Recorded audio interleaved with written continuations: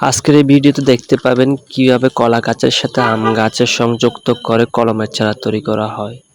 একটা কলা গাছ কেটে এনে তার মাথার কিছু অংশ কেটে নিতে হবে।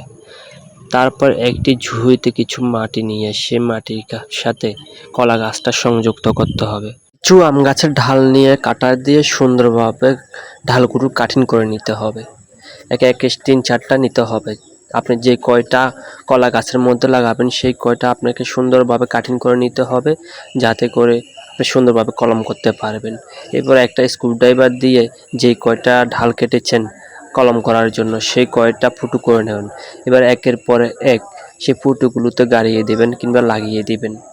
এরপরে কি করবেন সেটা ভালো করে দেখেন, পানি ছিটিয়ে দিয়ে একটা প্লাস্টিক মোড়ানি দিয়ে দিবেন, যাতে করে হাওয়া বাতাস ভিতরে ঢুকতে না পারে, ভিতরে ভাপ থাকে।